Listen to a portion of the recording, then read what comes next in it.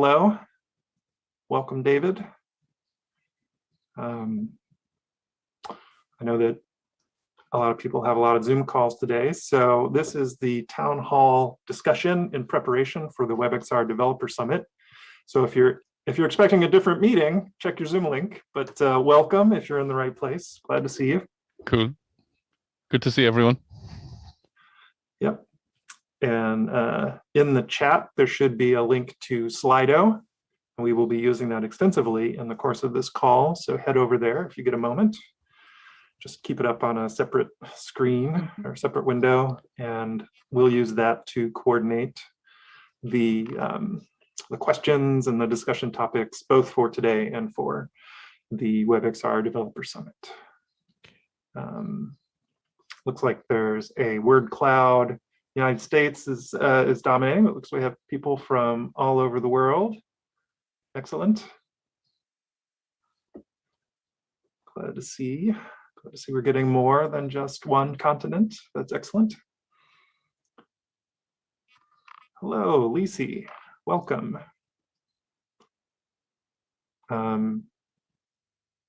Okay. In one more minute, we will dive in.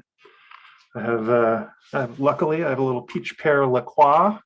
So in case I get scratchy throat, I'll be okay. But I hope you all have your beverage of choice for this call. Good looking out, Trevor. Thank you, thank you. Steve just posted in the chat as well a Discord link. So there is a text chat going on in Discord. Let's go ahead and dive in. I think we have enough people to sort of get rolling, and I'll do occasional reminders of the format of the day as more people roll in. But so hello, welcome everyone. The goal for today is to prepare for the WebXR Developer Summit. And so we have a general problem with any one-day event like this that is a single track event, which is that there's only so much time on screen for people to discuss. And so today we would like, the reason we're holding this open forum is we want to gather together the topics that are most important to as many people as possible, and to sort of collectively agree on, what we should talk about on the day of the summit, which are the voices that we should be hearing from, if there are people or categories of topics that we usually, that you find are usually missed but are important for the immersive web. That's what this day is all about. And so the format of the day is that on this Zoom call, I will be having a series of conversations. And so Steve Lewis is moderating Zoom, and he will ask people to unmute. I think as the host, he will be able to prompt people to unmute. And we'll just have a series of sort of rolling voice conversations. And then we're also using Slido. So in the Twitch stream, and I think also linked in the Zoom chat, and hopefully also in Discord, there will be a link to a Slido, which is a tool for basically gathering questions. And then if you see someone who asked a question that you think is important, you can upvote them. And so that way, we sort of get a collective idea of which topics are most important. And so please do keep Slido up and help us cultivate that set of topics. And we'll use those after this call is ended. We'll go through and gather up the results of that, as well as anything that we collected from Discord, and use that to set the tone for the day of the summit. So the way it will work to become, if you want to have an audio conversation with me, is in chat right now, it's you can direct message the host, Steve, but you can't direct message everybody. If you want a general topics conversation, there's Steve, he's given the double thumbs up. General topics can happen over on Discord, but the Zoom chat is basically for asking Steve to add you to the speakers queue. So if you would like to come on, and we'll have a discussion either about some of the topics that are happening in in the Slido, or there's a topic that you think is not addressed anywhere, then add yourself to the speaker queue by direct messaging Steve in Zoom. So a simple add me to the queue, or I know that there's sort of a convention in Discord called Stack, where if you just type Stack into the text chat in Zoom here, then Steve will know that that is basically you asking to be in the speaker queue. And then, yeah, and then as the day rolls on, we'll have as many conversations as we can and gather as much information as we can, so that as we put together the speaker list and the session topics for the day of the summit, we'll actually have we'll have a good sense of how the community feels and what's interesting. So some examples, I think there are already some questions in Slido. And it looks like we have a word cloud going. We have learning topics for newbies, mobile, IK avatars, publishing platforms. Really great. Steve, if anybody is adding themselves to the queue, I think we're ready to start having those conversations. Go ahead and unmute people. And if you are unmuted, if you're invited to unmute and you unmute, please take a moment to introduce yourself with your name. And if you would like, the project that you work on that's associated with the immersive web. But and then, yeah, we'll just talk about the topics that are important to you.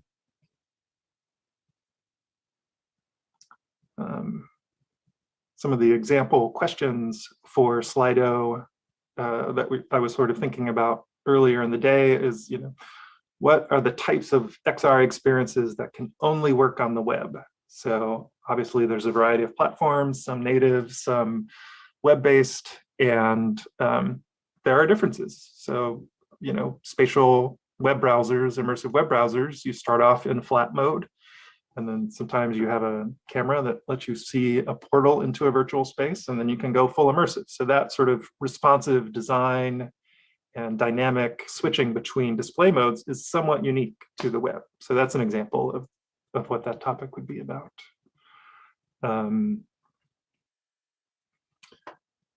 Another topic is how, I know one of the things that I personally want to see for the immersive web going forward is, sort of how do we encourage web-first development of tools? So in other platforms, they have various kinds of developer stories ranging from break out the C++ and start coding all the way through drag and drop visual editors that are fitting into the no code sort of scenario. So those are kind of two examples that I would think would be topics for the immersive web. But the point of today is to hear what you think. So please do, if you're in the Zoom chat and you have a topic that you'd like to discuss, now is the time. Add yourself to the speaker queue.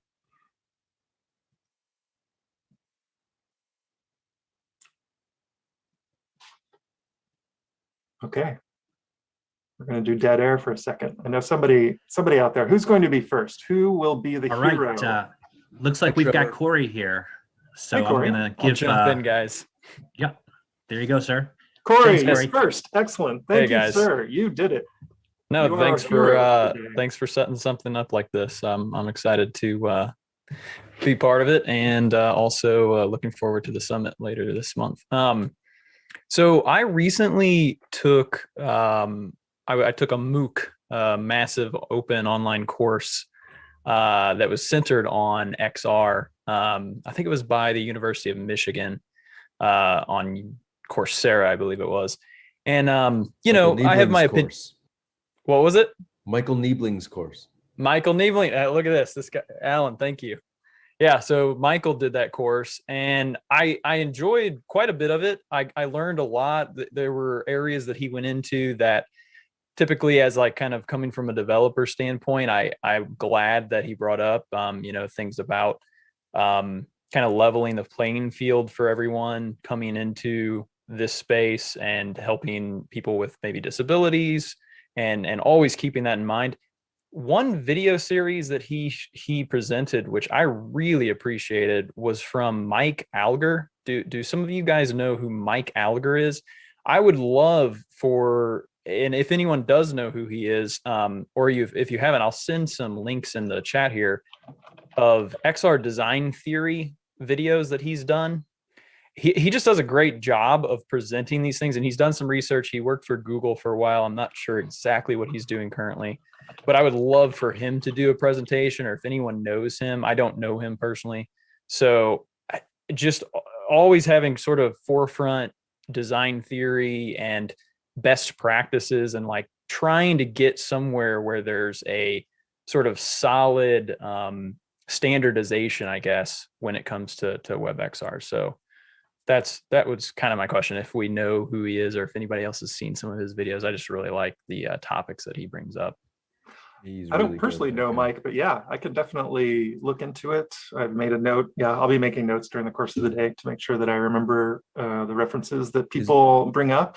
I know that also Blair McIntyre is working on a book that is that I think also has a video series and perhaps some XR experiences associated with them that I think fit into the similar thing that you're describing, which is,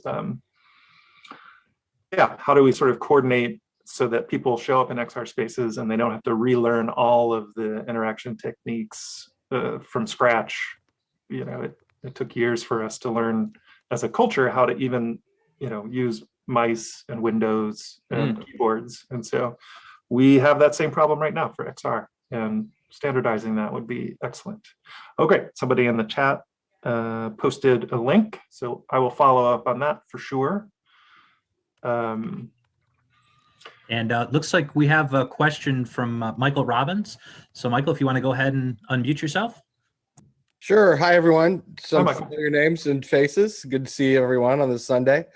I'm Michael Robbins. I'm here in Washington, D.C., and I'm focused on building, along with my co-founder, Cecily Darden-Adams, an organization called Learning Pathmakers.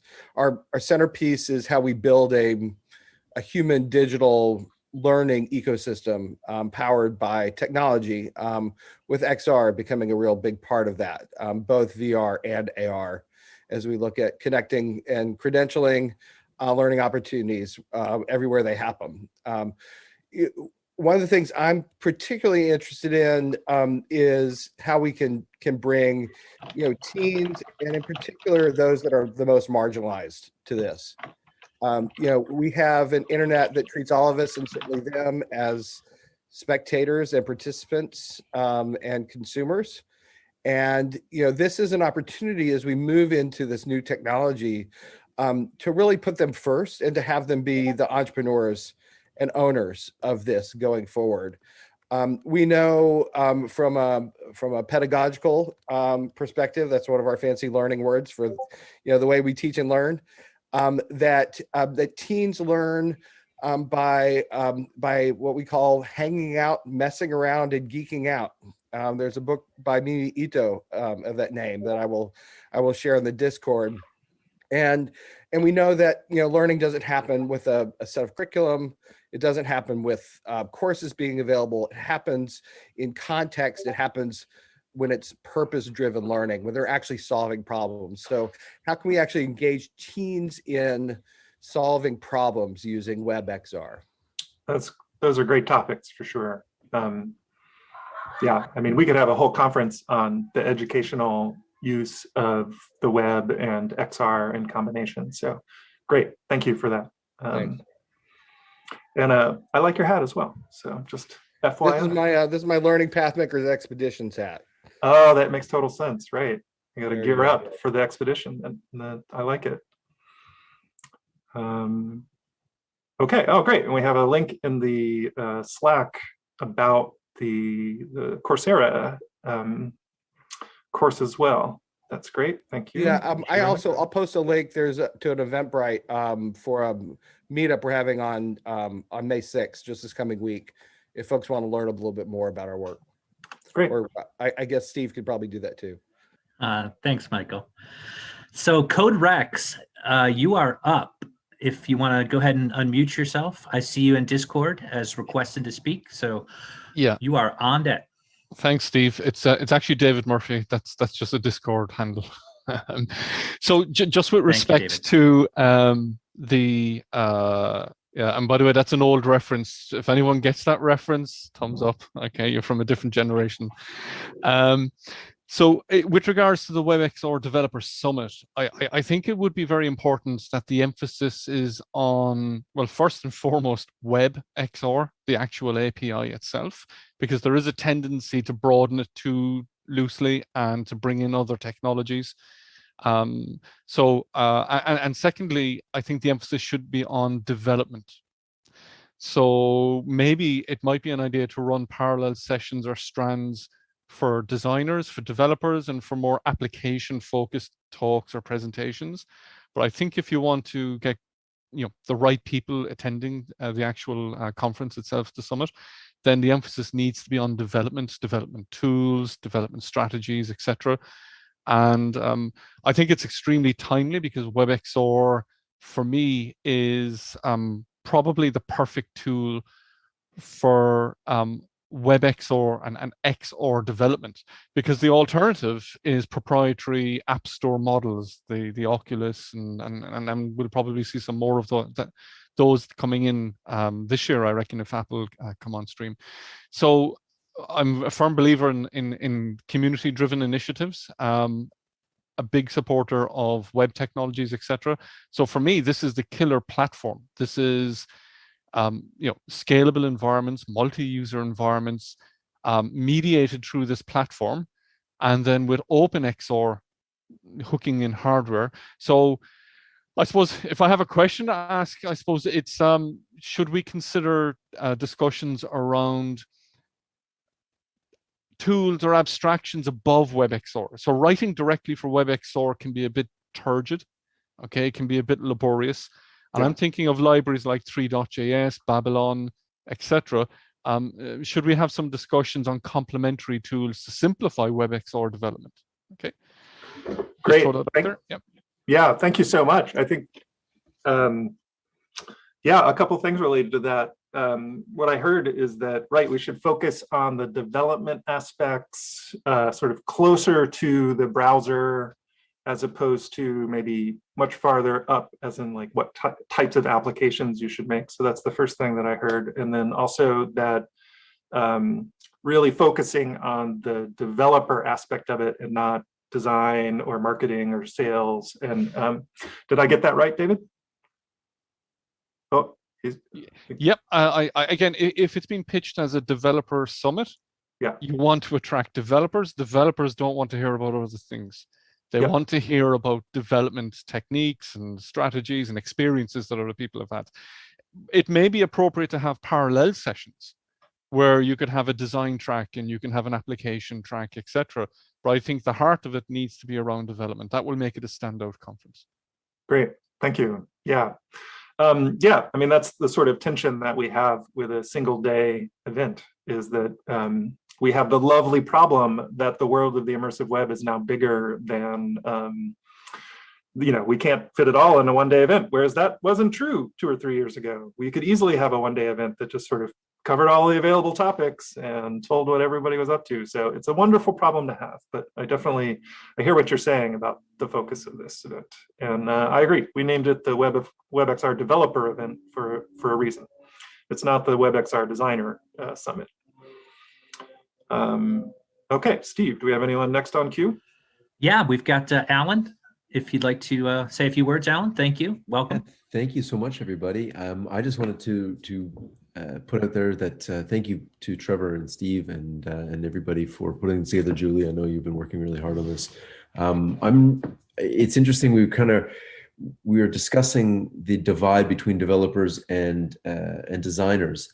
And one of the things that we're trying to do at Metaverse is we're trying to build an engine or a development platform that kind of seams that together, so that designers and developers can work harmoniously together on a project and not feel left out. One of the things that I'm not a developer, I'm not a programmer, and so when I go into other platforms to design things, I quickly get stuck because I get to a limit where I can't do things. So our whole system is based on these kind of idea of code snippets.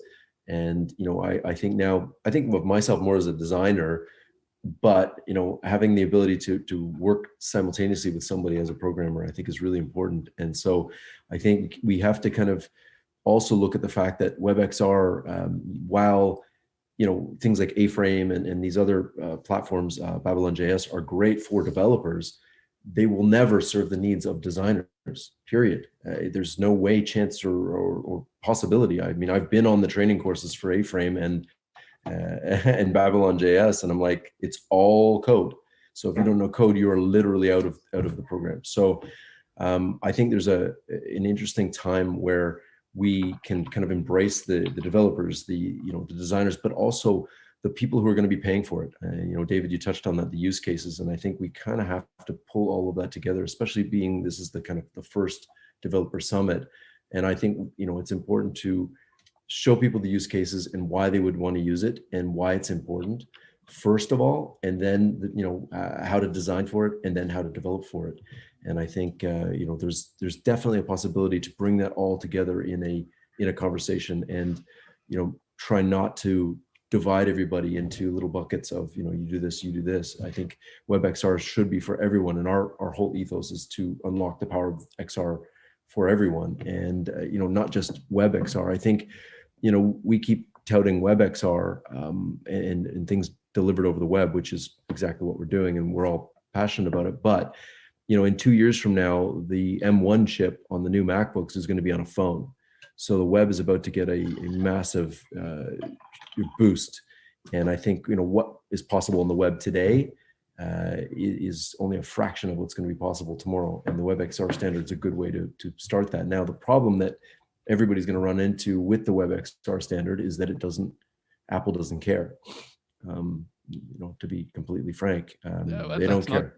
That's not entirely correct. Well, please correct me. I would love to know, how we are able to kind of get this, because we have WebXR working, we turned it on, it works on an Android, great. Apple, it doesn't play nice. So currently it doesn't, but I've been involved in the WebKit development team.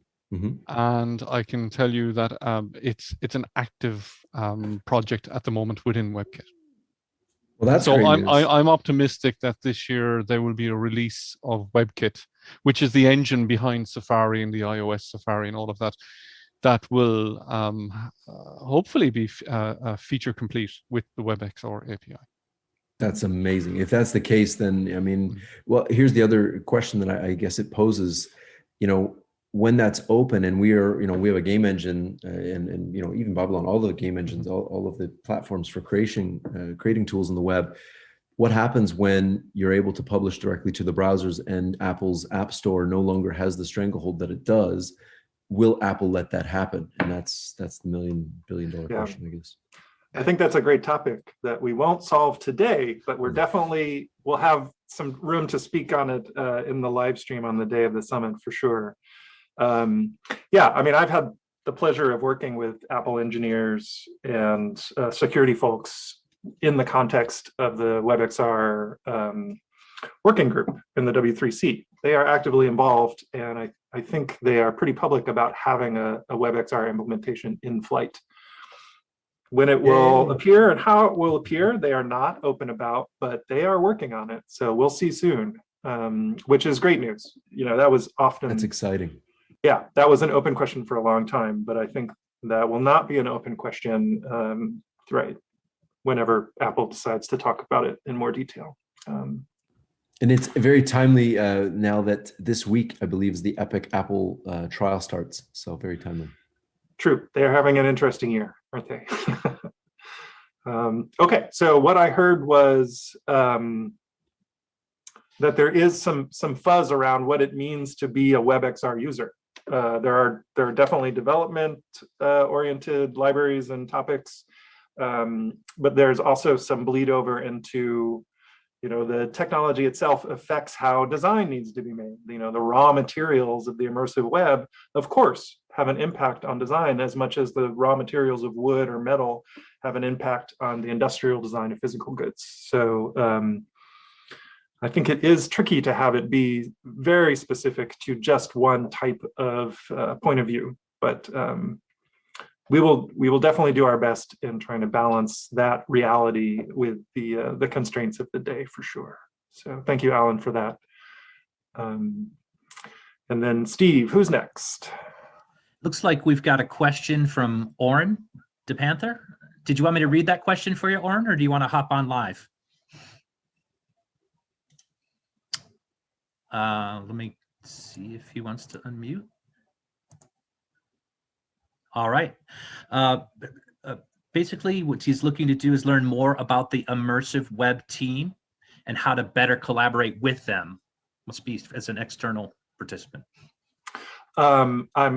I suspect, Oren, that you're talking about the W3c Immersive Web Groups, but definitely correct me if I'm interpreting that incorrectly. Yeah, so the community group for the immersive web effort in the W3c is open to anybody. You don't need to be hosted by a member company, so there are no fees involved with that. And we run most of our communications are async through the GitHub repo. So there's like a proposals area where people talk about new ideas, and then there's more specific things for each individual specification document. So that's a great way to get involved. But yeah, I think on the day of the WebXR Developer Summit, it would probably, yeah, that's a great topic actually, is to talk about who is working on these things and various standards efforts, how to get involved, who to talk to, you know, what the barriers to entry are, if any. I know Kronos has, you know, a number of things like GLTF that are standards that are in process that directly affect, you know, the wider goals of the immersive web. So that's a great topic. Thank you, Oren. And then I got a question that came through from Slido, which is, it sounds like one of the topics that we should talk about is the various requirements that we have currently for hosting live events in the immersive web. You know, we have platforms like Hubs and Frame, as just to pick two examples. But right, there's a lot of complexity involved with that. I think that's a pretty interesting topic as well. Thank you for, I didn't get a note for who submitted the question, but thank you for that topic as well. Steve, who is next on queue? So I have a question, and we're actually waiting for some folks. So maybe you could help lead this part of the discussion, Trevor. Sure. Because interoperability is affecting multiple platforms right now, I'm curious to know in the next year or two how we'll be able to use blockchain technology to sort of protect privacy and, you know, authenticate users and really get a handle on nefarious activity.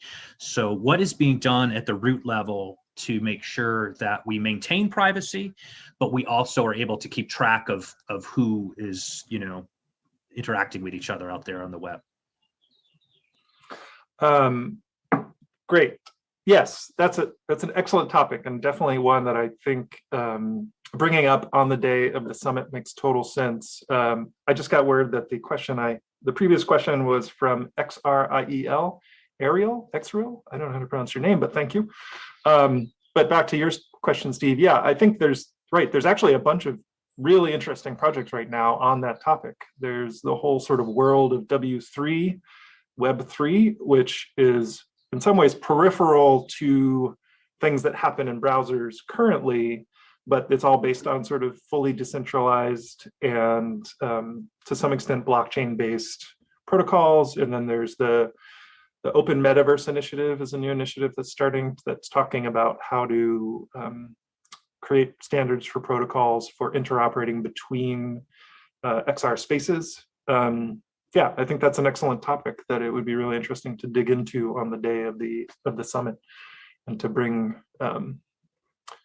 somebody on. I know that the Hic et Nunc platform for NFTs, for art NFTs, is getting a lot of traction right now in the XR community. I see almost every day, I see someone who has built either a flat screen 3D or an immersive environment, or even, you know, a camera filter that sort of Snapchat style adds AR to webcams, and they've released it as on HIC Nunc. So that's not the only platform, of course, but it is one that seems to be getting traction with this community. So I think that's a great topic as well. Trevor, on that note, quick on the whole idea of blockchain and NFTs, we're actually working on a quick trial to see if we can build it in right into the publishing. So when you hit publish, it gives you another drop-down menu that says, do you want to protect this through through blockchain? And they will give you two options: a fungible and a non-fungible token. And then whatever you choose, you can choose the number of it. So you're basically protecting the entire experience. And it could be anything from, I just want to know who signed in, or test scores on a test, or I'm minting a limited edition experience that only 10 people can see, or whatever it is. But I think this is a really interesting topic. I'm excited to learn about it too. Yeah, and there's also a lot. Sure. There's also a lot happening in the actual browser implementation space. I think it's Brave, but someone correct me if I'm wrong, that has an implementation of IPFS, which is a distributed file system. And I think they built it right into the browser, so it sort of acts as a parallel protocol to HTTPS. I have a question. Actually, it's from Alan. So Alan, just stay on. And I think the question is, when will web browsers have access to multi-threading performance? Alan, is that you? Yeah, absolutely. Okay. That is a great topic. And in fact, yeah, I already have a session in mind that I think links up with this, which is getting some of the browser implementers in a room, on a call rather, to talk about low-level performance and when we can expect to see things like multi-threading and WebAssembly across all browsers. I know Safari just had a big release that included multi-threaded WebAssembly for the first time, so that was a big step forward. So, do you have a link to that, Trevor? Can you toss that in the Discord? I'll look it up. Never mind. I don't have it at hand, but if you just look for the latest Safari release in the release notes, they have a link to that topic, I think, within there. Thank you. Oh, okay. We have a follow-up from Ari on, well, actually, Steve, is there anyone else on the queue? I want to bounce back and forth. No, this is great. Yeah, it's starting to get a little exciting here. We struck a nerve, I think, with the audience. But yes, Yinch is next. So we'll go ahead and Yinch, if you want to. There he goes. Thanks. Hello. Hi, everyone. Good evening, good afternoon, good morning to wherever everybody is. It's so great to see everybody here at this session. I understand that WebXR, the WebXR Developer Summit, has developer in its title, and I know that there's a lot of work still to be done within it, and I can see the importance of keeping focus on that. As a developer, as a programmer myself, I'm starting to see use cases and client cases who are interested in WebXR applications, and it might entirely be the case that it's not the role of this summit to address WebXR applications. But I can say that over time, the blend of applications becomes like increasingly important to the medium, where it finally ends up is in applications and in content. And I don't know whether the Developer Summit is the place to start talking about it. I understand that we still have a lot of stuff to talk about that isn't around applications yet. But if there isn't a separate WebXR applications and a WebXR content summit, is the Developer Summit like the place where it had to happen? I'm happy for it to not be the place where those things happen, but I think increasingly, like in the last, I think since the launch of the Quest 2, and I know that's very platform specific, since the launch of the Quest 2, it's appeared in people's radars in terms of using WebXR to solve problems which they never used to consider at all. And so certainly the change has been very dramatic. It's been very, very steep compared to, because I was in VR space just for desktop VR for years before, and the amount of interest in the last 6 months has exceeded interest in the last 4 years. It's just really, really steep. So I'm just wondering about whether there is a forum for applications to be talked about, for content to be talked about, and those don't belong in the Developer Summit, or should we try to have a session on that as well? Yeah, I hear you. I mean, honestly, I have a personal list of the kinds of summits we could have that would be, much more specific to the sort of the broader goals of the immersive web, including, a design summit, an application summit, sales summit, how people use WebXR for various aspects of marketing. I mean, these are topics that we could definitely fill up a whole day in. I think for this developer summit, the goal is, like if we have something about an application space that informs back to the developer about either what they currently have and how they currently solve problems, or the pieces that are missing in order to solve this kind of problem, I think that fits within the context of the developer summit for sure. But I agree with you, right? Trevor.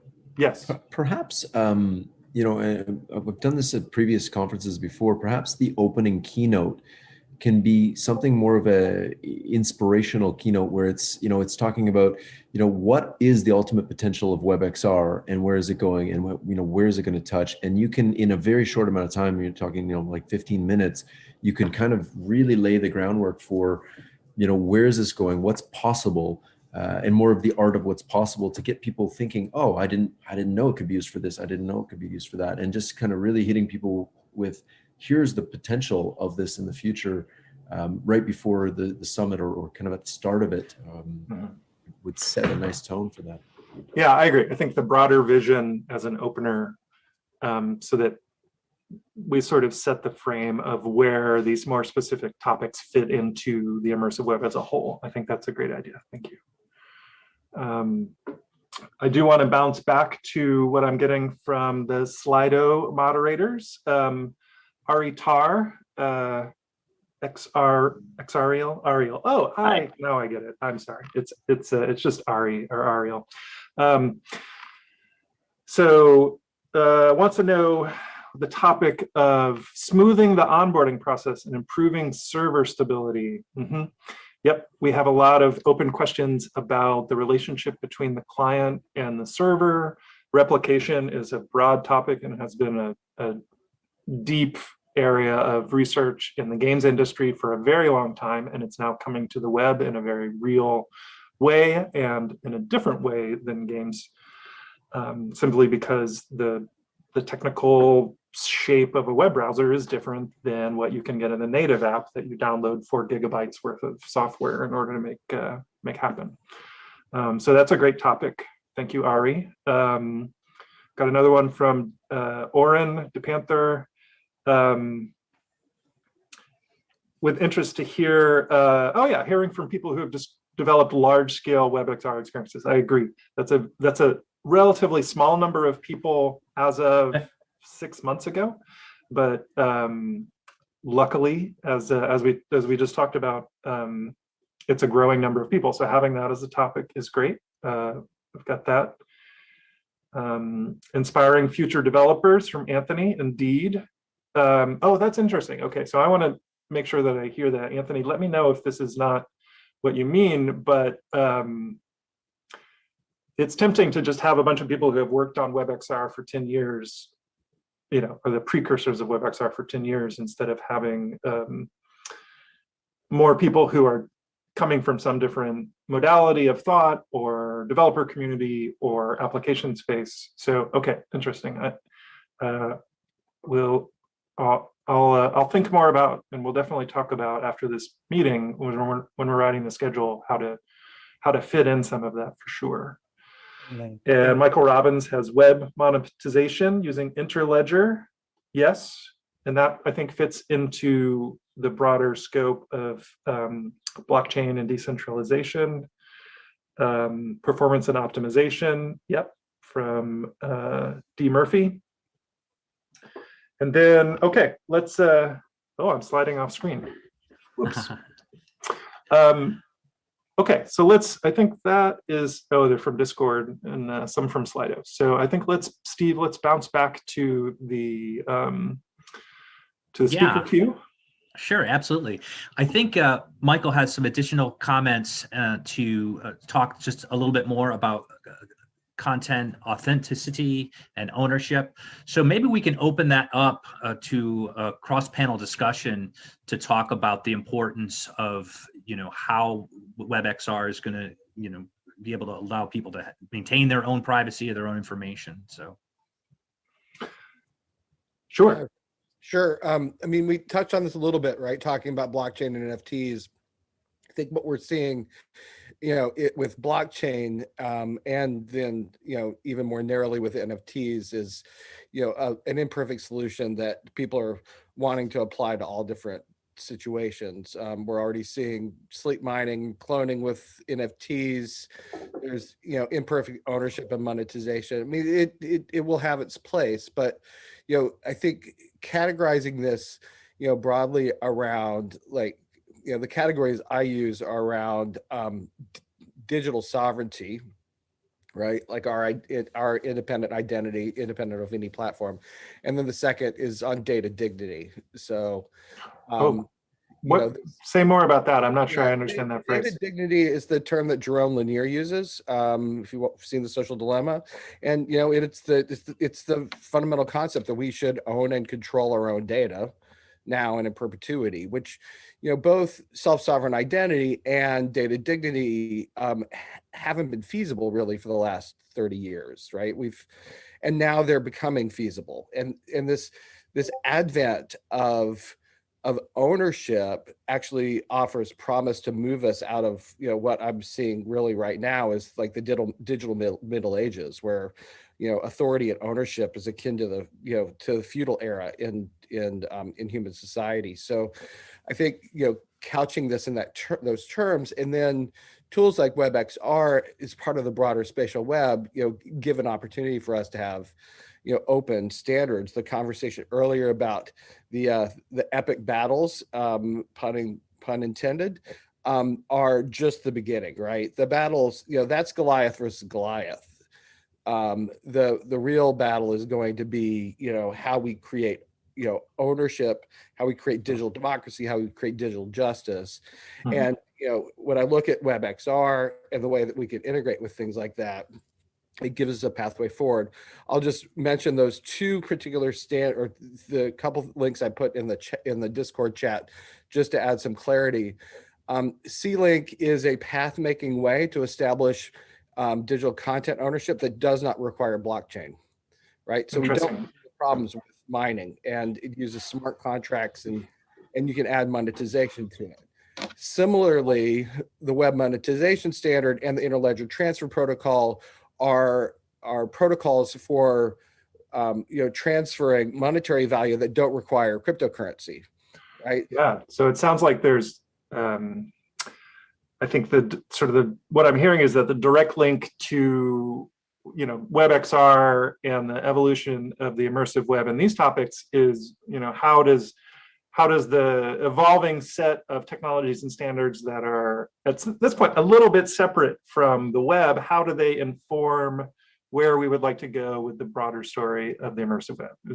Would you agree that that's the story? Exactly. Okay. And distributed applications being another part of that. Great. That's a great topic. Thank you. David, I noticed a visual cue right there that you were tuned into this part of the conversation. Did you want to comment? You seem to be very happy. There's that smile. It's just it's the reference to Epic and Apple.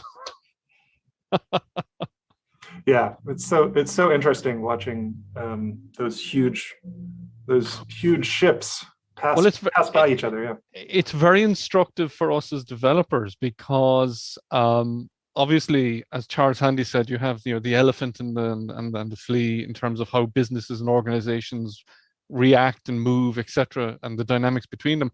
But as developers, most of our developer communities are small operations. They're 1 or 2 person companies, and it throws up a very interesting question. How do you percolate to a level of visibility where your work, your products become visible globally on the platform? Very hard to do that with the App Store model, which is what Facebook and Apple and Google, etc., are all using for obvious reasons. But on the web, it's more like the Wild West. And so a very challenging thing for studios and for small companies, startup companies in the WebXR space is, how do you get noticed? Now again, that's more on the application end. I'm not sure if that's relevant to the summit, but it's something that so I'm a professor, so I don't actually do this stuff commercially, but my own graduates and students have their own companies, startup companies, and I know that this is very pertinent for them, how to survive and how to succeed as a company in this space. Yeah, I mean, I think it is, and you talked a little bit about earlier, David, about like developers are in their own little universe, right? That they're doing their own thing, and the challenge is that then what happens is you get the idea that can't leave the room, and if we're actually, and to solve this and to solve your problem of visibility, I think part of the key solution is to in fact co-create solutions with user communities, right, around context, around applications, and that is a pathway to get some of these smaller things, not just independently, but working in concert, noticed, and the power and capabilities seen at the community levels. I look closely at Jeffrey Moore's Crossing the Chasm book as a model for that.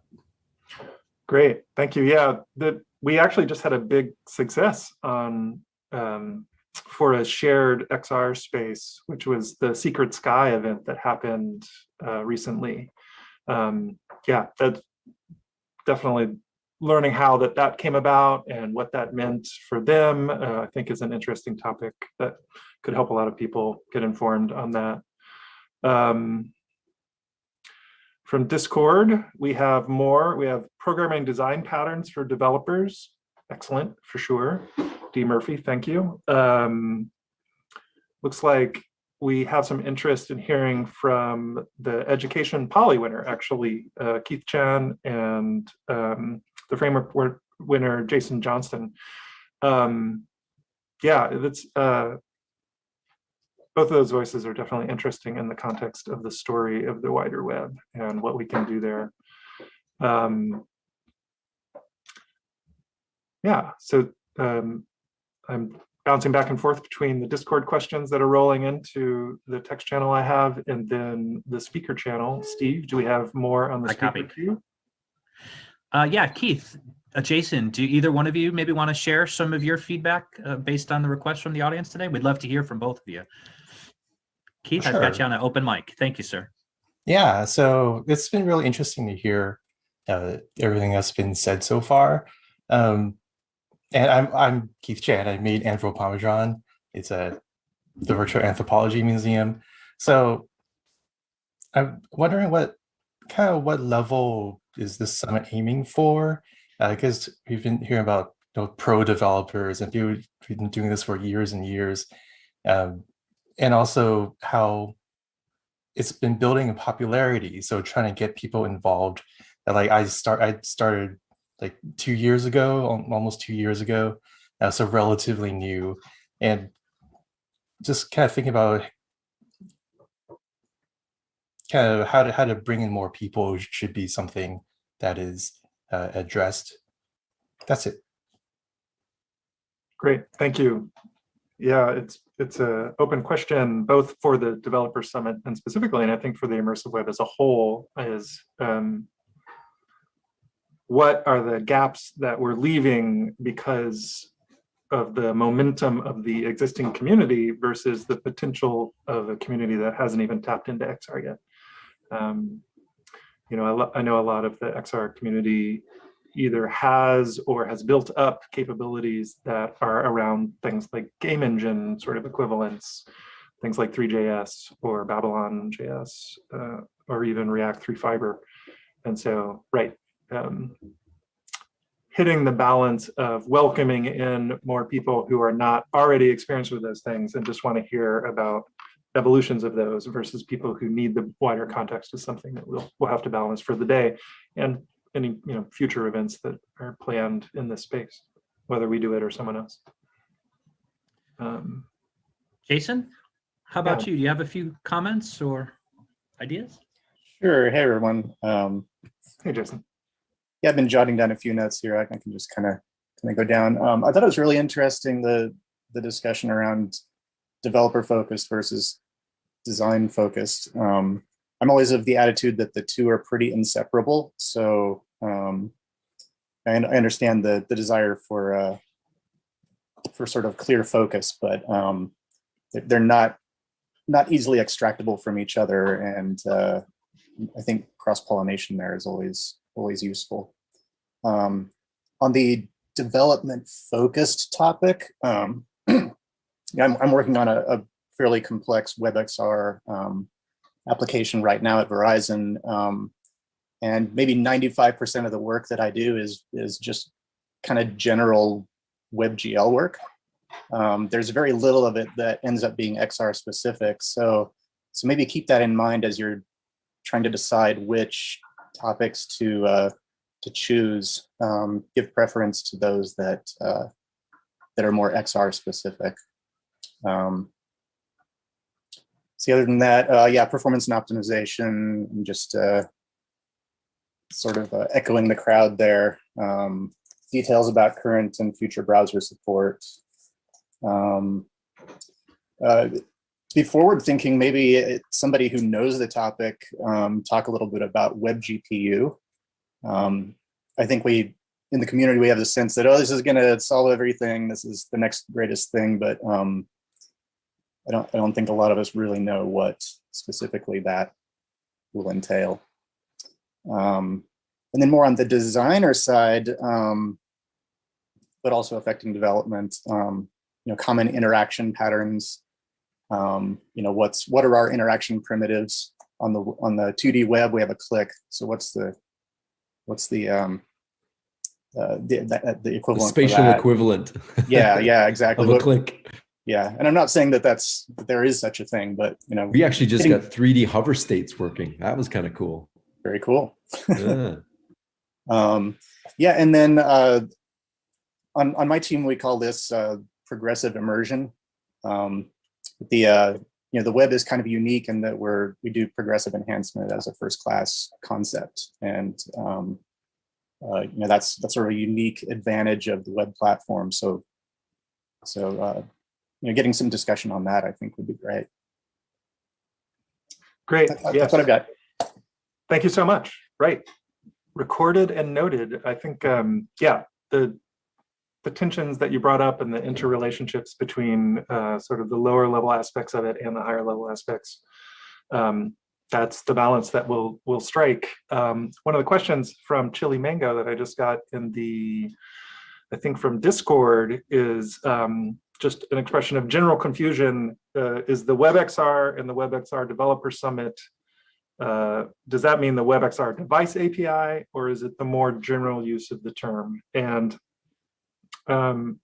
it is the more general use of the term, but it is specifically on the web, and it's specifically for applications that maybe as one of the modes of the application, but does use XR in some form, whether it be a portal view on a handheld or an immersive display, or even just using the sort of the input device APIs that handle track controllers. So I hope that sort of clears up. That was me. I'm Chili Mango. Just hey Corey. Yeah. No, I appreciate you answering that. I and this is coming from, like, I'm brand new to the XR space, and Sure. I'm genuinely excited about WebXR and even platform-based, even closed garden type development areas. And so, but I'm really excited about the potentials of WebXR. And so that was a question I had, just because, at least for maybe newcomers to this space, you hear that term WebXR now, and of course, a year ago or maybe a little more, it was WebVR, and so I really like that it's X now. But you could, of course, have an entire discussion on semantics. But just for newcomers, when they come across that term, what is it that they think it is versus, specifically, the device API.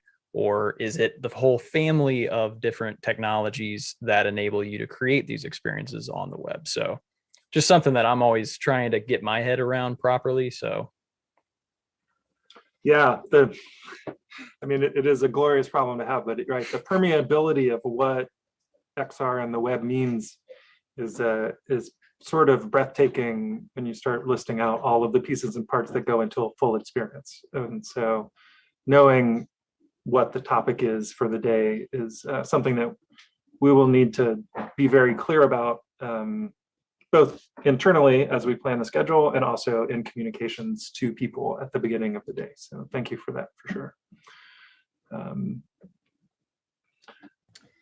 All right. So we're still waiting for questions, comments. If anybody has anything, they're welcome to connect me. I have a question though, to Trevor. Sure. We've got the Pico, is it the Neo 3? Yeah. And of course, Vive is now tantalizing us with the possibility of a mobile headset coming out. Look into the crystal ball here.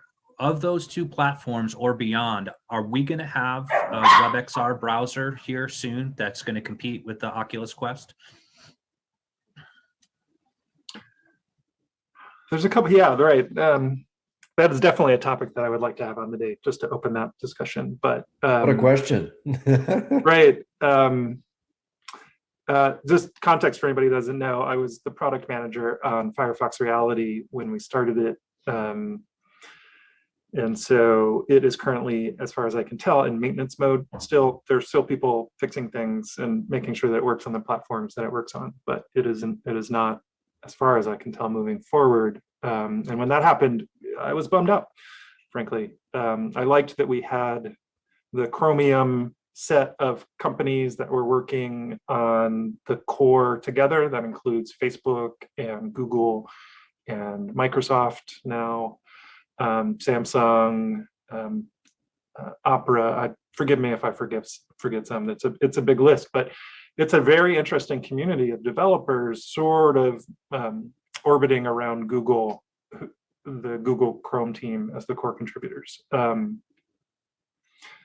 so the question of whether we'll have more diversity than that in web engines versus standards that just get implemented once and everybody agrees in that one implementation. And I think we're at sort of a turning point for the web around this, whether we've always had this back and forth between browser implementer teams and the standards community, and it's always political, and there's always a back and forth on where things get decided and who implements what when, as we're seeing with Apple and WebXR is a good example. But it's sort of, we're at a new point where the majority of web traffic is on a single engine across all of the device types. That is a somewhat new thing. So I definitely want to talk about that on the day.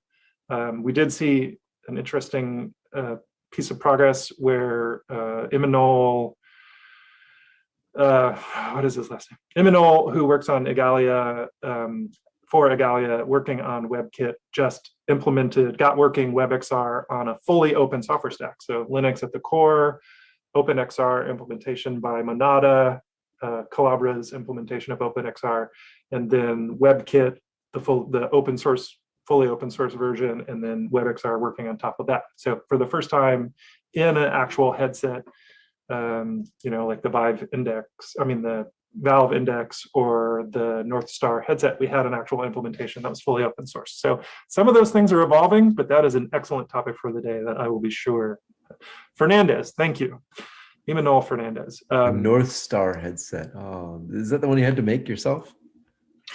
Yes, sort of. There's now a company that's actually producing them called Combined Reality. So they're off the shelf at this point. I think they're having a Kickstarter at some point soon for a bigger a launch of something that's it's not 3D printed. It uses injection molding for all the parts and things like that. So, Meta made a comeback this week. The Meta glasses made a comeback this week with under Campfire, I think they called them. Yeah, there's a lot of announcements coming up that I think will be really interesting in that space, but definitely a topic for the day, for sure. All right, so we've got Ginch is up on deck again, and then we have another comment from Michael after that. So let's go to Ginch, if you want to open up your mic. Hi, great, thanks. It's me again.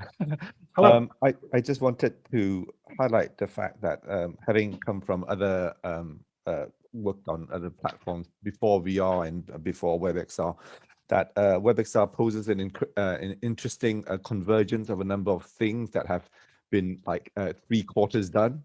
You know, VR is 3/4 done, WebGL is 3/4 done, you know, mobile web was 3/4 done. And then with WebXR, suddenly they all joined up. And I guess one of the topics of the summit, it poses, it's a challenging topic, is some parts of the WebXR discussion are actually in the backyard of discussions that have been going on for 10 years. You know, like, you know, how do you solve, like the idea that we could, and this has happened to me in terms of the projects I've had to do, the fact that we moved our VR project from being desktop native based to being web based was a thing that it would not have occurred to us that it would be on the list of how we would solve it, and it's done it, and in that sense, and it answers a number of old questions, like questions which are not new questions, like how do I solve this problem for my client. But it also means that it's really easy to end up trying to answer questions which are actually not WebXR questions.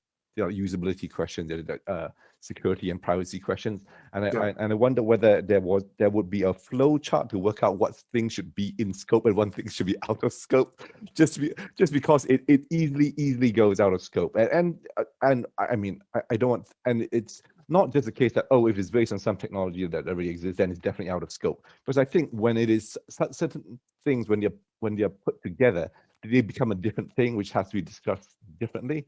For instance, for the first time ever, we will be publishing our physical size. We will be publishing that like to the web, and that's not a thing that used to happen. People Sure. know the reaction times of people, the reach of people, use patterns, the size of their play spaces. You know, we're sort of like we are able to capture physical data about spaces.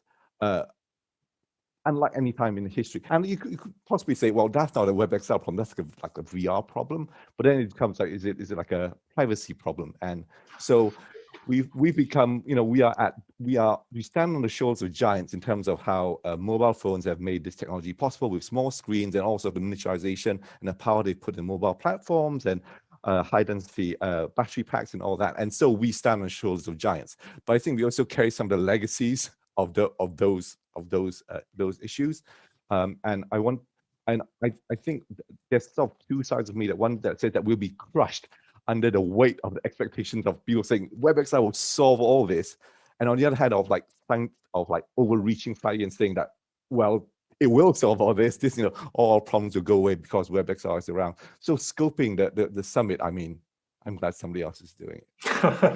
Yeah, it will not be perfect. I'm just telling you right now. So we will do our very best, and this conversation is part of trying to do our very best on it. But you know, right? It's not a, there's not a perfect solution for this. So it will be a balance of things. I think it's interesting talking about, right, the momentum of platforms like, you know, Android and iOS on mobile, and the deals that we've made with manufacturers and Apple and Google about what is acceptable privacy and security on a device that we sort of hold at arm's length. And is that different than a device that we have on our face? That's a, you know, those are different questions. Something that's between us and the world, do we have different expectations of privacy and security for those things? So that's definitely a topic. You know, I agree with you. That's a topic that is not, it is directly relevant to WebXR at an API level. We, in the standards group, we talk about it almost more than anything else. We talk about graphics performance and the shape of APIs, but getting, maintaining the people's expectations about what a web browser will and won't let happen when you go to a website, moving that into the context of XR is complex, and it is a constant topic of conversation within the standards community. So I don't think that's in any way out of bounds for the kinds of conversations we'll have to have in the context of the developer summit. We could fill a whole day with that as well, but it is definitely, I think, relevant for sure. I also wanted to raise a note about the fact that although WebXR is new, it is built on top of a number of pre-existing technologies. And one of like the big breakthrough tools for me was I work mainly in Unity, and when people say WebXR is new, the developers and sometimes content creators will say, well, do I have to learn a whole new thing? Like I work with lots of designers who are not aware that VR loads the same 3D file format as everything else. They think of it as being over there and not for them and not to solve their problems.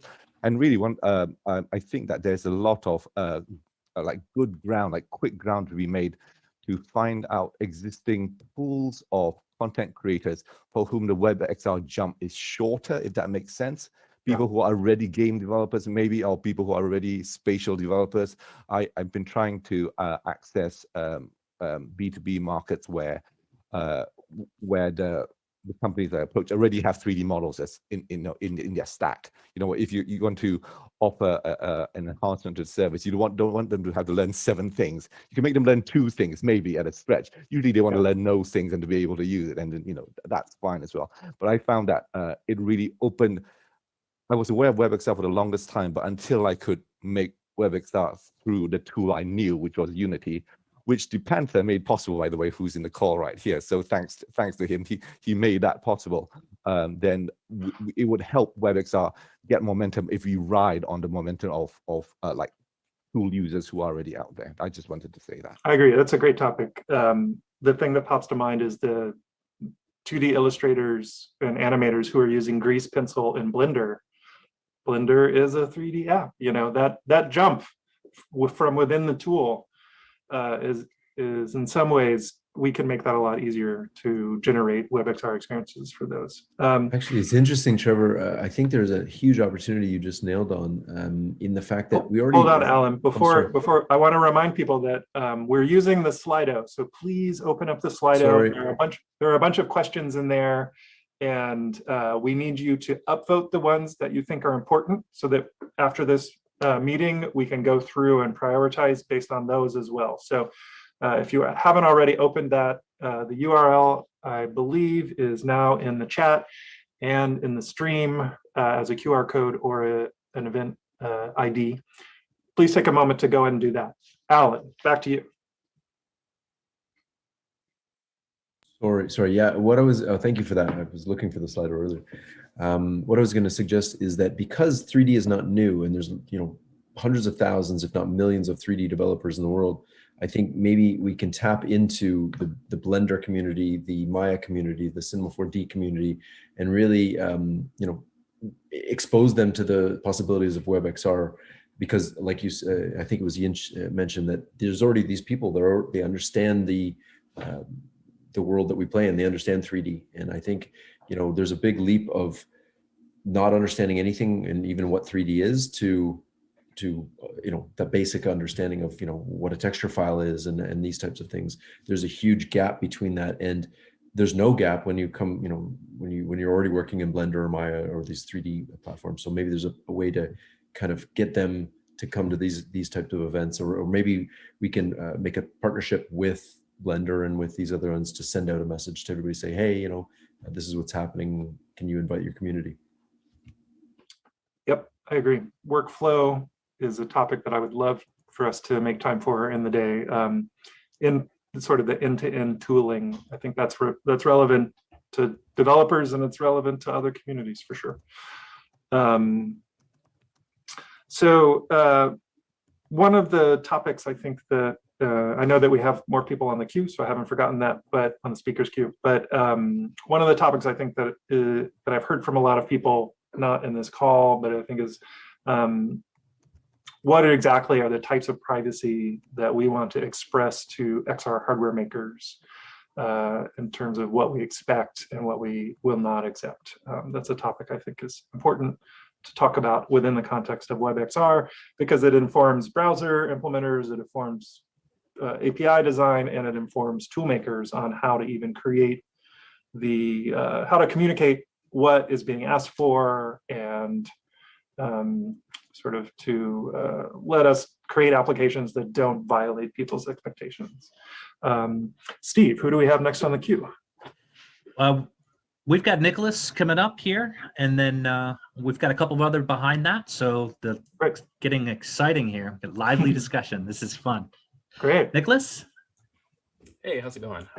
So I'm on a small R&D team at PBS, and we've been exploring with WebXR and the WebXR API. And PBS is a federated model, so we have a lot of member stations that are starting to produce their own content. And as I've been exploring the API, I've noticed that it is kind of meant for discrete experiences. So you'll start a session and you can pack as much as you want into that session. But it is, very much like a single, you can't transition easily to another disparate session that might be living on a different server created by a different team. And I was wondering if there's been any discussion, or if this is even the right direction, or a question to ask of, just like we can hop around to different web pages, should we be able to do that in WebXR in an immersive experience and really truly explore the web that might live somewhere else? Sure. In the standards groups that I'm in, we call this the sort of the navigation problem, or the navigation issue. And being able to hop from experience to experience, from website to website, without leaving the context of immersion.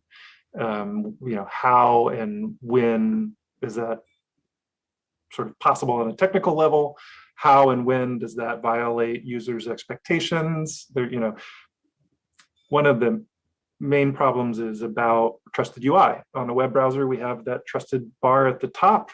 In XR, we're giving over all the pixels to a website. So if they create a false version of the trusted UI, how do we prevent that from really violating people's expectations? So I think that is an excellent topic, and one that I will be sure that we have a conversation on.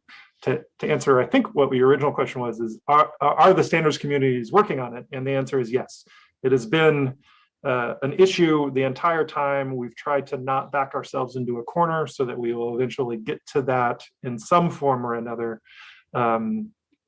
But there's a lot of open questions to it, mostly, honestly, about privacy and security. And we think we know how we can solve the technical aspects of it in some reasonable way. But the bigger questions of how to not break the expectations of the web, those are not answered yet, but we are working on them.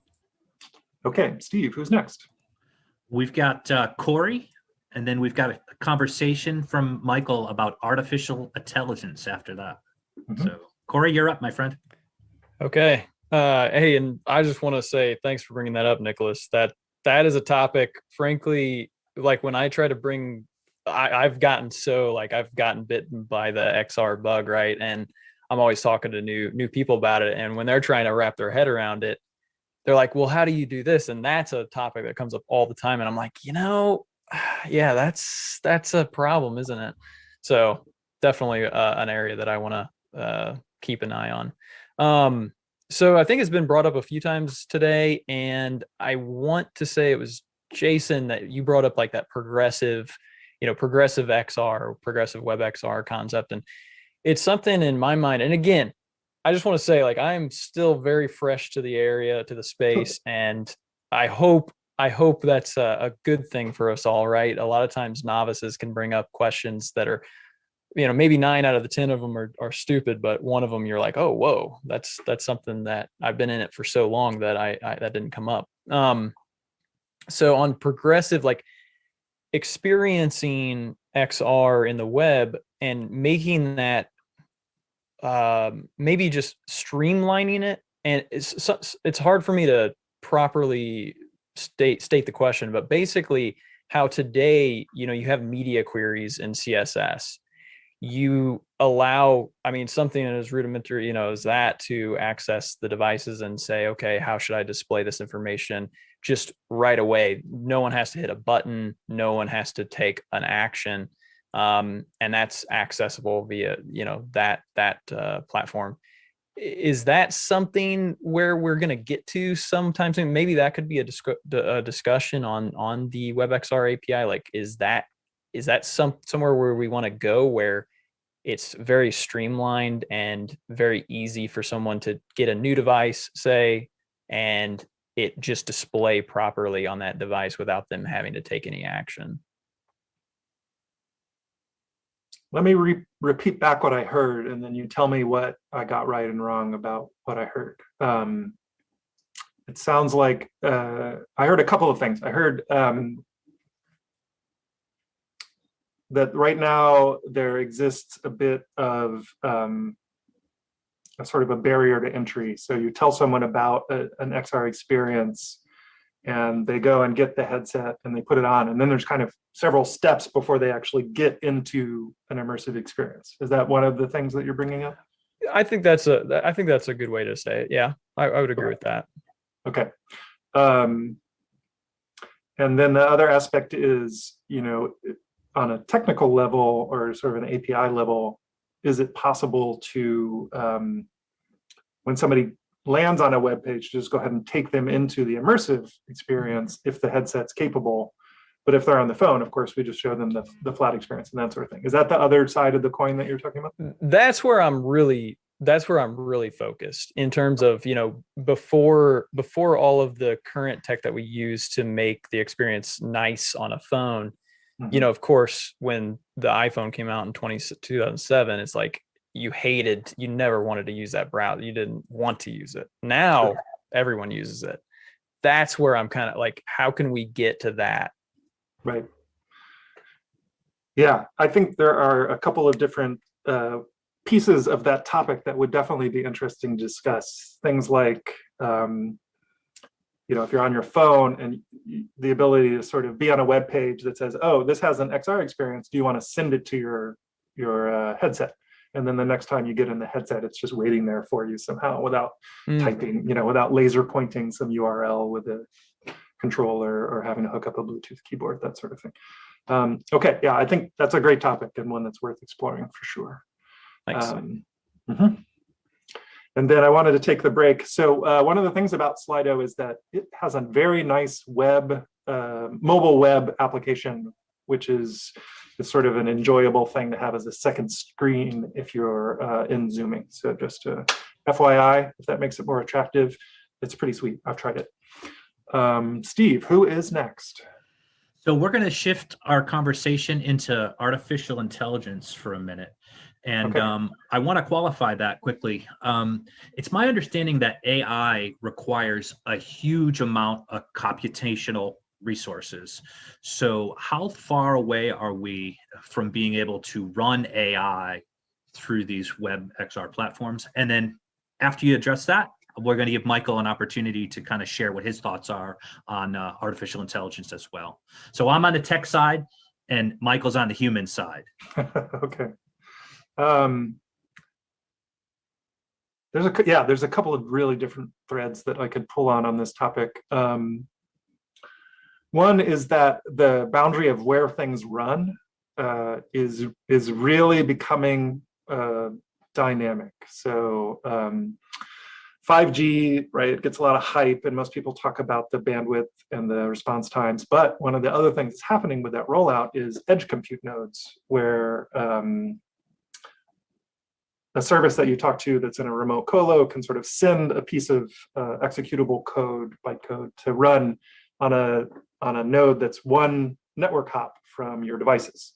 So running AI on some battery-powered frames might be a bit of a problem, but running it one network hop away is almost as fast, and you can get a lot done using that. And the hardware is changing as well. There are some really interesting pieces of AI or vector math specific hardware that are coming down the pipeline that will help us with some of these local models as well. So I don't think we'll be training AI models on our battery-powered headsets anytime soon, but running them is coming for sure. So that's one of the threads, and we could bring someone who knew a lot more about that than I do to talk about that. I've had a few interesting conversations, but I am not an expert on that for sure. And then the other thread that I know about is that we are in conversations with our devices a lot more. So not not solely things like Siri or Google Assistant, but obviously people are working on three-dimensional representations of characters, some human, some not, who are conversational and can do natural language processing. So that's another aspect of AI that I think will be very relevant to any sort of immersive XR experience, and probably also not too long in the future on handheld XR. But yeah, let's go to Michael and see. Michael, did I hit any of the topics that you meant when you said AI? The edge computing, edge AI. I touched on earlier about data dignity, and that leads to how we can incorporate solid technology and related things into this work. But I think that as any discussion on capabilities also has to discuss ethics, and that this transition to the spatial web generally, and certainly XR being a huge part of that, gives us an opportunity to address this up front. We see what's happened in other places when we haven't, and automation is raging out of control. So there are issues around transparent and explainable and ethical AI, around human AI interaction, and then getting even more nuanced when we look at the issues raised in the movie Coded Bias, around algorithmic bias, and then even more nuanced cultural limitations of natural language processing, right? I mean, this, we can say, and I think back to Yinch's comment about this becomes an issue of scope. We can say that this isn't directly related, but we have a chance to make it directly related, and to really force these issues in a way that we haven't before. Yeah, it is a topic on my mind for sure. There's lots of interesting work going, like the IEEE has a ethics and XR group that is starting to build a consensus around some mental framework for how to think about these things. Obviously, all of the major XR hardware manufacturers above a certain size have groups that think about this at some level. How much they're respected is an open question, but yeah, we'll have to we'll have to figure out what the balance is for the day on how to fit in these conversations, because I agree, sort of inherent with the technology is the ethical decisions around how we, even if just how we present it, even if it doesn't actually affect the APIs or down at the lower level, even just how we talk about it, and to set people's expectations for what they're sharing, and how, whether they're talking to someone who is carbon-based or biological or computational. There's a lot of that I think is relevant. So figuring out the balance of that, I think, is going to be very tricky, but I hear you that it's relevant. It's it's also relevant to adoption, and I've worked in education where we see just technology after technology get eaten for breakfast, right? Yeah. And my corollary to Clarke's third law, which is any technology which is indistinguishable from magic will be burned at the stake. And this is what we're working with is going to look like magic to a lot of people, and we need to make sure that it is in fact distinguishable from magic. Yes, that's a good point. Steve, let's keep rolling. Absolutely. Yeah, so we have a comment here from Larry Rosenthal about VRML, and Larry's been around the block a couple of times, so I'd love to get some comments from you, Larry.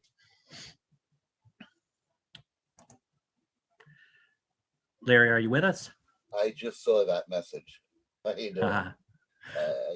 I just welcome. Thank you. Deja vu. This whole meeting. I just caught the AI question. I mean, I'm glad that the final part of the answer came in about the ethics of it all. I mean, just to make a quick comment, WebXR, again, 25 years has all been about social XR, the things that we're doing now, which is about bringing humans into the mediated world. And now you're immediately talking about putting robots in charge again. And basically, why have a world of AI NPCs when you're role playing with NPCs like in World of Warcraft with other friends. So that's just one quick comment. But you know, to the majority of the direction. I don't know. I see messages here about NFTs, about digital rights ownership. My original comment was just about Web 3D.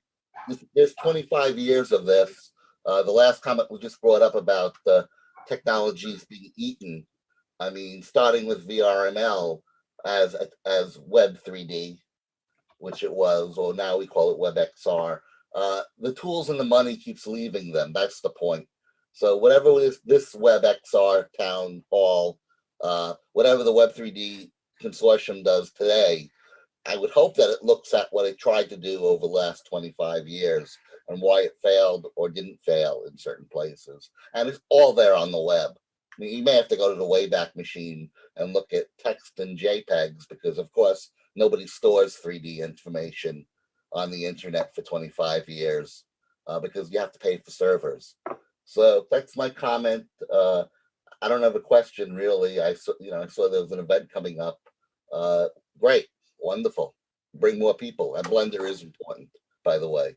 I think Blender is very important because every 25 years there's an engine shift, a technological shift in the hardware that opens up the software. And that's what the Blender finally, after 25 years, is stepping into. I mean, you know, so that's it. That's my comment. Great. Thanks, Larry. Yeah, I agree. I hacked VRML when it first came out and was really excited about it. And so I've seen a couple of these waves. It's really, you know, I have to actually do a lot of work to not spend most of my time pointing to the previous things that are in this space because it's useful to some extent, but also.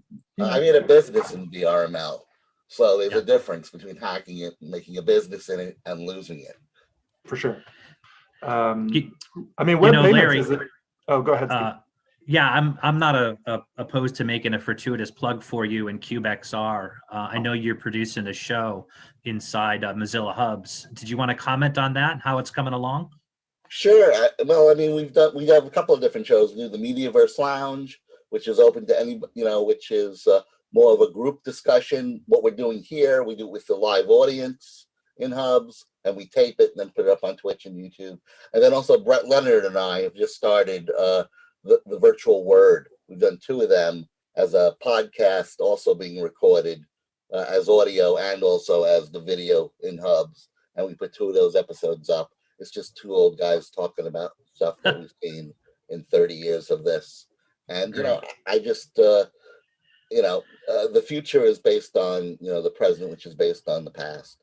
And you know, to hear the, you know, for you know, just one quick comment. If this is a business about experience, don't ignore experience. It's a pun. Great. That's funny. All right, Trevor, how about this? We are 90 minutes in, which is amazing that we've already been going this long. We haven't spent too much time talking about education yet, and I'm starting to see some questions that come across the different channels. So I'd like to give Daniel an opportunity to, you know, kind of reach out to the community. Basically, Daniel, I'll read your question and give you a chance to follow up here. Basically, he's asking if anyone has developing any curriculum or lesson plans for teaching WebXR. So Daniel, please. Hey guys, I'm really excited about the upcoming summit, and where I'm coming from a position of being an artist and designer, not really a developer. So usually I look at code and go, I don't want to write a function. I just want to move boxes around, and that's interesting enough for me for now. So I'm at about a 7th grade level in terms of CS understanding, depending on the 7th grader. Yeah. But we have in our public school district in this little California suburb, we have a fair amount of computer clubs and 3-level computer science classes for the high school.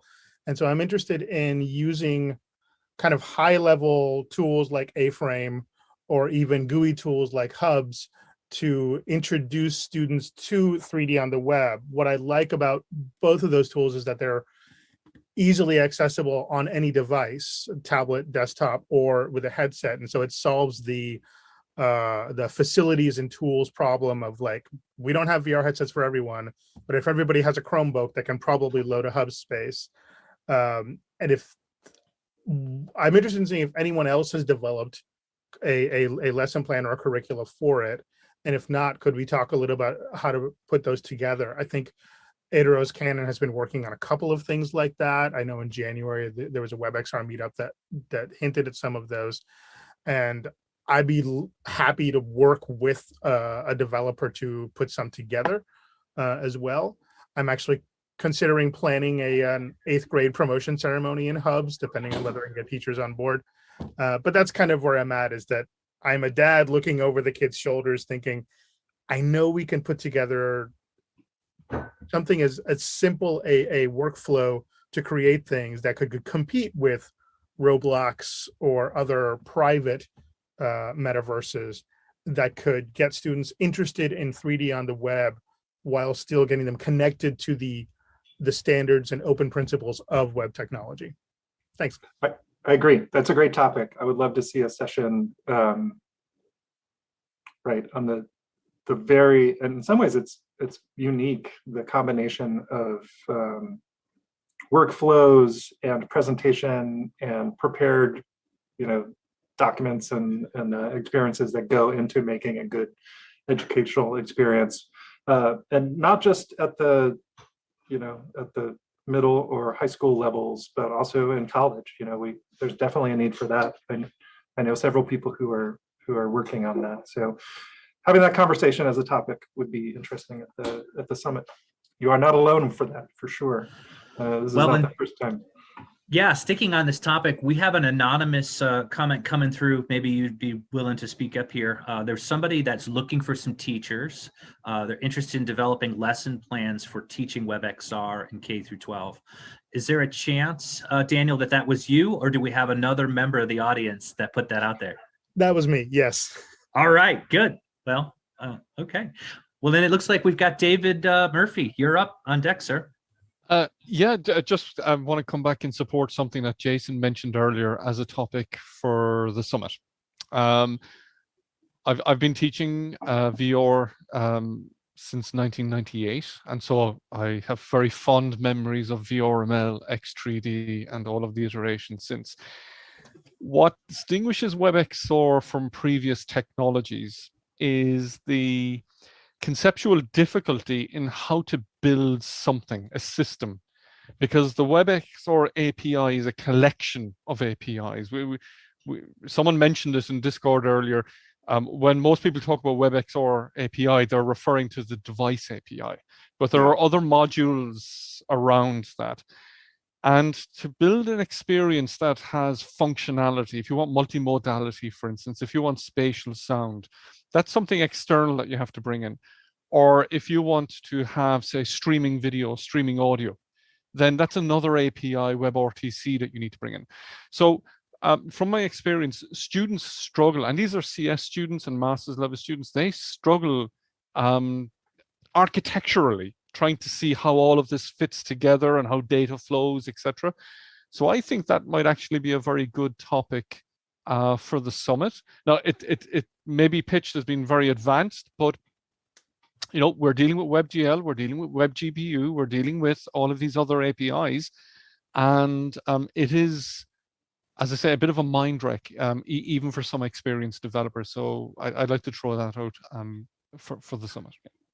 No, I think that's great. I would love to see us have at least some context of where not just the core WebXR device API, but all of the modules like the AR module and even the tracked input API is very specific. You can actually do tracked controllers separate from having a headset at all, and that is an entire domain of experimentation and use cases that are really interesting. So having someone talk about this bigger picture of, we did this for replication, we did this for audio streaming, spatial audio.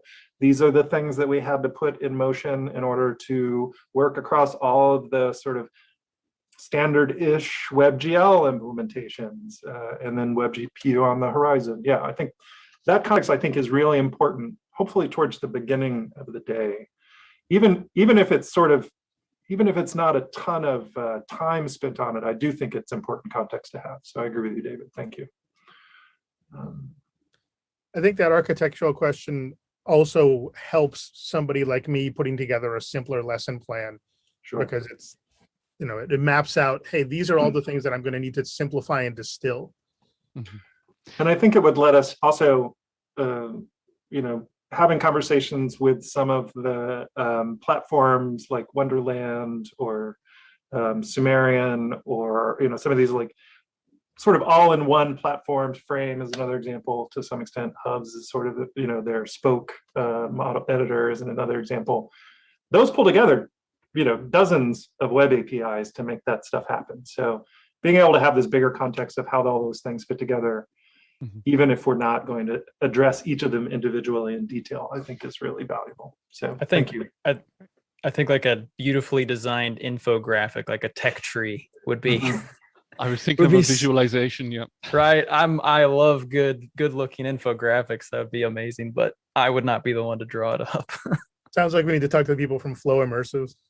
That's true. God, that would be beautiful, wouldn't it? They would do a beautiful job. Okay, let's see. I'm going to scan the questions that are coming in.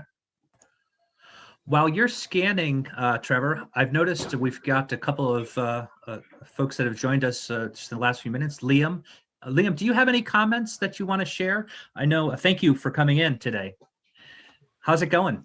Oh, it's great. Thank you. Yeah, no, I very much wanted to volunteer. We're trying to build a whole suite of open tools and doing a lot of visualizations of how you would actually do social WebXR from peer-to-peer to client server and all these other things about how to build tool chains for creating content, publishing it. And we're really, like, I'm just running an open team right now that's super interested in everything that you guys are describing. And I'm extremely excited by the work of Robert Long and the Open Metaverse Initiative. And I know Trevor Flowers and others have been there. And I just really want to advertise like that work and say, and make, foster as much collaboration as possible. Like what David Murphy had said about conceptualizing and integrating all these disparate things from the API and or from browser APIs and how they're brought together to make different products. And yeah, that was essentially it. Very, very compelled that this is all happening. So. Thank you so much. So let me just, before we wrap up here, we've got about 20 minutes left. I want to just give everybody a quick program reminder here. We are facilitating our conversations today in Slido, as well as in the Discord chat. And if anybody would like to speak up here in Zoom, all of your comments are being directed to me, and we're using the function of stacking. So all you need to do is just type the word stack in the chat. It'll go directly to me, and I will put you in queue if you have any questions or comments. Trevor, do you want to kind of see what we've got in the queue there? Sure. Let me know if we have another speaker, but in the meantime, some of the comments coming in from Discord, it seems like one of the topics that is interesting is, right, the system architecture challenge. Like, how do we get a grasp on all of the various pieces and parts, but also multiple modes? So the different, I'd say there's 3 display modes. There's flat, and then there's sort of portal when you're looking through into a space, and then there's immersive. There are different control types, like on the page, you have a flat button, you have overlay controls that are on top of some portal that you're looking through, and then you have spatial controls that you actually reach out and touch, or you laser point. And so, right, how to think about switching among those different modes. It is several orders of magnitude more complex than designing for any single one mode. So it's inherently different than designing just for VR. And it's inherently different than designing just for mobile web. So that context, I think, fits nicely in with the rest of the discussion we just had about the multiple APIs that come together to support the various kinds of experiences that you can build. Cool. All right, we've got Michael Robbins from Learning Pathmakers in Washington, D.C. Michael? Hey, Michael. Thanks. I'll keep my comments brief and just refer to the what I put in the Discord. We had some conversation here about education, and yes, absolutely, we need a whole set of resources on the curriculum instruction side. But we know that the real endemic failing of STEM education has not been on the supply side; it's been on the demand side. And I think to the years I spent as a senior leader with the first robotics competitions, this initiative, if you're not familiar with, I put a link in the Discord, founded by Dean Kamen.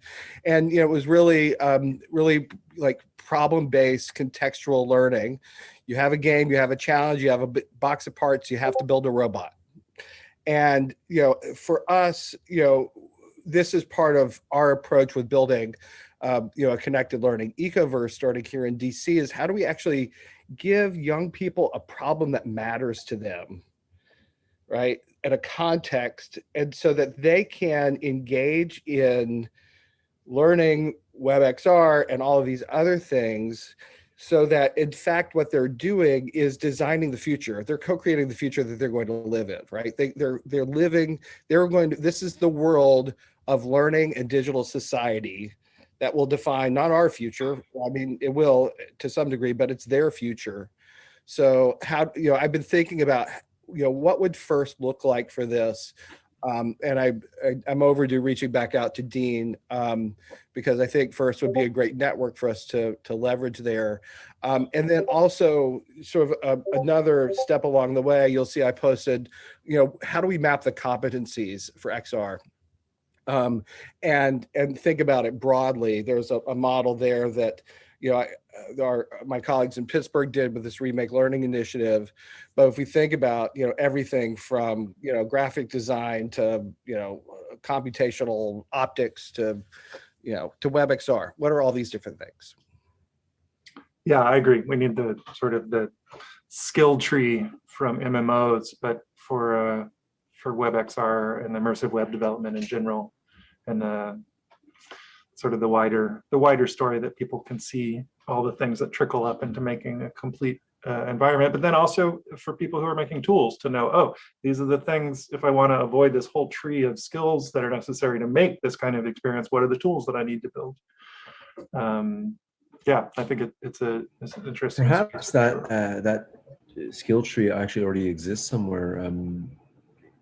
For other things that we can just kind of take it and modify it to the WebXR, because I think that's a really, really good point. And I'm actually writing a course with Julie right now on introduction to 3D and XR and all this stuff. And where do you start? How deep do you go? How it's a lot of questions there. I mean, 3D is not a simple thing. It's just explaining textures is a whole course on itself. So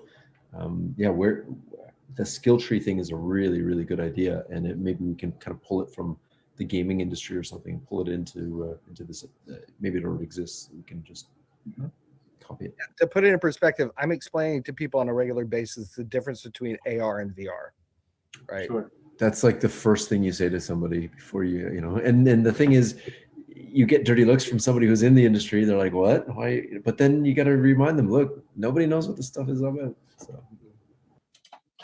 All right. Targeting your audience is key. I mean, again, that's also 25 years of doing this. I mean, between understanding the difference between, marketing to a consumer, also marketing to a coder, marketing to the game industry. I mean, the game industry is not even on board yet with VR completely. Ask Sony, right? Or ask a developer working for Sony who makes games. So, you have to target different audiences. I mean, you have a wide set of different audiences you're talking to. So this is a great point, Larry. And there's some comments. In fact, the Slido is on fire right now with all kinds of comments. So we struck a nerve again. I love it. Somebody put a note anonymously here that they'd like to review during the summit technical capabilities of the devices themselves.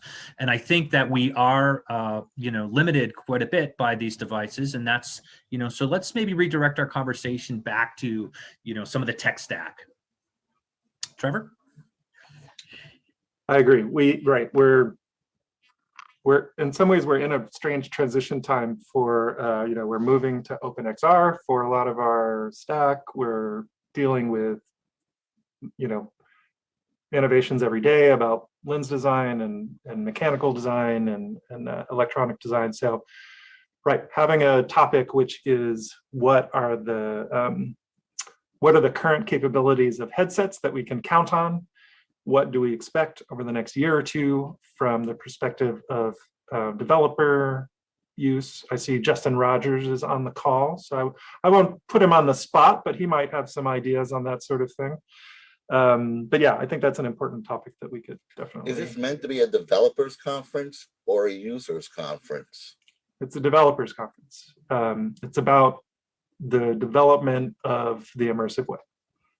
That's not my, well, so what about everybody yelling about NFTs and trying to make money selling models of cute rubber hats?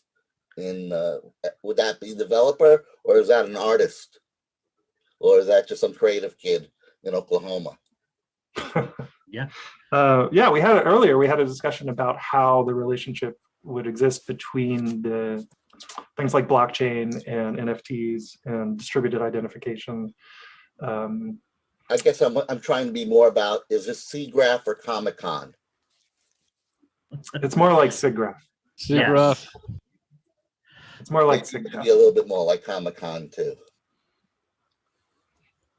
So Ben, I know you had a few comments to make, and we also would like to give Julie an opportunity to share some feedback, both members of our production team. And before they comment, I want to acknowledge everything that they've been doing behind the scenes to keep things running. And by the way, if you have not been to the website yet that Ben has built, that is featured the Polys and the WebXR Developer Summit, I'm going to put the link here in the chat, but it's a really, really cool website. And so Ben, please. I just wanted to, before Julie goes, I wanted to follow on what Larry said. And before that, I want to thank everybody for being here. The team that put this together, I want to thank everybody involved. But the prevailing question during this is sort of development versus content and what the substance of the summit is going to be. And that's the purpose of the summit is for us to have content people and developers talking to each other, because we need both. If this tech stack is the chicken and the content is the egg, we have both the chicken and the egg, and we need more chickens and we need more eggs. So we need to have this conversation going on between. So we will definitely be hearing from content verticals during the type. We're going to have topics on entertainment, on education, and several other topics throughout the day. So we have a pretty well built out plan. And the reason that we held this summit today is for us to finish that, because we needed to hear from you first. So thank you, everybody who participated in this discussion. And I want to turn it over to Julie Smithson now. So Steve, could you unmute her? And thank you again, everyone. Thanks, Ben. Thanks, Ben. Hi, everybody. I just thought I'd throw a female voice into this big pool here today. So, and just to acknowledge my counterpart, Karen Alexander is also on, and I think I saw a few other females. So obviously trying to grow this community from a gender basis is also a big mission here. But what I wanted to share with you, one of my roles at Metaverse is producing and these projects that I'm building in WebXR for our clients. So to answer your question, Corey, I've been trying to build out what does that story arc look like that the clients can understand what the output is going to be, because they don't really know how that's going to happen. And to be honest, I wasn't even sure either. So, building the plane as you fly, that's certainly a big thing. But in the bigger education side of things, going back to that technical aspect, clients don't even understand how the weight of 3D assets in a space and then what that performance is like. So I think that, knowing what boundaries we have when producing WebXR, on specific devices, and, what can be included in that experience that fits into your tiny mobile device, as opposed to, a virtual room that you're in, and those kind of comparisons. That to me would be very helpful as well. But also, being able to produce that type of documentation that could be publicly shared so everybody can learn, what are the walls? Where are those garden walls that we, once you go beyond those, is the performance is affected. So that technical know-how, maybe starting off the entire conference, just like that question that we put up today is, how do we explain WebXR right now to make sure that we all leave that summit with the right context that we can share in our communities? And also, what kind of tools can we put together that will help build that technical know-how about how these experiences can be deployed with the right performance in the background. So anyways, thanks again to everybody for joining us today. We've got some great feedback from everybody, and proud to be part of this team. Reach out, love to connect with everybody, and we'll see you guys on the 25th. Back over to you, Trevor.